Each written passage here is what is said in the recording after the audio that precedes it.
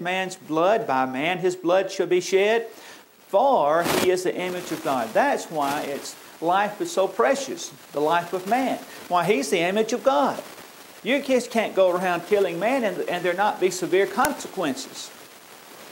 And he says, as for you, be fruitful and multiply, bring forth abundantly in the earth and multiply in it. This is going to be important as we see the next category, the scattering of the people, because God wanted them to multiply and fill the earth, and they didn't really want to do that. They didn't mind multiplying, but they didn't want to go out and repopulate the earth in all of its various places. And so, again, the rainbow, remember, is given as God's sign of the covenant. And we have a wonderful beginning, don't we? As remember, the wickedness of man is so great. Every thought and imagination of his heart was evil continually. And God said, I regret that I ever made man. But Noah found grace in the eyes of the Lord, and 8 people were saved, were brought safely through the water, as Peter alludes to and uses as an example in 1 Peter chapter 3 and verse 20. Also, and in verse 21 of 1 Peter 3, it says, the like figure, just as Noah and his family were brought safely through by water, they survived the flood, they were saved by God. The like figure, whereunto baptism does also now save us. And so baptism, the ark being safely brought through the water, those precious souls being saved, is a type of baptism. Just as today baptism is that final act where man's sins are washed away and we are put into Christ. We're baptized into Christ. We are brought safely through and we're saved. Just as Noah and that ark was saved. And so, let me add this. The water saved Noah just like water saves us. Well, I thought you said water doesn't save. No, water does not save. It's the obedience to God that saves. The water was simply a part of the story, wasn't it? And here they're brought safely through the water because they're in the ark. They get in the ark, they obey.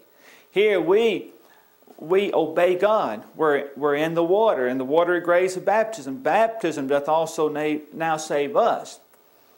But it's not the putting away of the filth of the flesh. It's not just getting wet. It's the answer of a good conscience toward God. Or your version may say it's the appeal to God for a good conscience by the resurrection of Jesus Christ. The power is in the resurrection. The obedience is what we do when we are baptized. We go under that watery grave. The power was not in Noah building the ark. The power was in God bringing them through safely. Just as it is with us, the power is not in the water. The power is in faith in God. Faith in the working of God, Colossians 2:12, and the resurrection of Jesus Christ.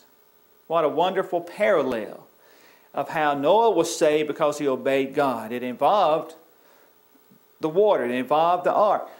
We are saved because we obey God. But it's the power of God that brings us safely through.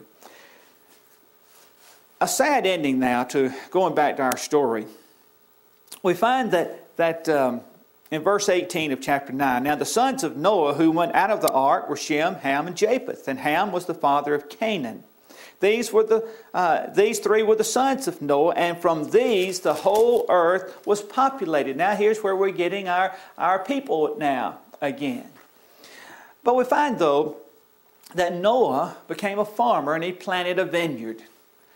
And Noah made the mistake of having too much of his product, of allowing it to, and of causing it to turn into alcohol. That's another interesting story. It just doesn't happen that you have grape juice and, now we have alcohol in it. There's a process to it, and it has to be aided along to make that alcohol in any great amount. But Noah made some that would make him drunk. And so one occasion he became drunk, and he was lying in his tent, and he was unclothed. His son Ham found him, saw his father was naked, saw his father's nakedness, and he goes out and he tells his brothers Shem and Japheth. Now, evidently there was some things not being thought right about this, because Shem and Japheth, to their credit, they put a robe on their shoulders and they put it in between them and they walked backwards and they covered their father. They never looked at their father. Evidently, Ham was trying to get them to look. Well, Noah, when he sobers up, he learns of Ham's actions. He places a curse on Ham's son, Canaan. He says, "Cursed be Canaan," in chapter 9, verse 25. "A servant of servants he shall be to his brethren." And he said, "Blessed be the Lord, the God of Shem, and may Canaan be his servant. May God enlarge Japheth, and may he dwell in the tents of Shem, and may Canaan be his servant." Now, there are a lot of false ideas about who these servants are, these descendants of Canaan. We'll talk again, Lord willing, next time about some of these. Well, we find now that life continues. Remember, Noah was some 600 years old when all this started with the flood. Noah lived 350 years after the flood. At the age of 950, he died. Noah was the last recorded man to live more than 900 years. And then, though, we find as we look at our Bible account that the lifespan of man decreased rapidly after the flood. All that, of course, was in God's doings, how long man would live. And evidently, man lived a long time in order to repopulate, first to populate the earth and then to repopulate the earth after the flood. But then the lifespan really starts to drop. And so we have a wonderful story, as we've seen before the flood, and now we've seen the flood.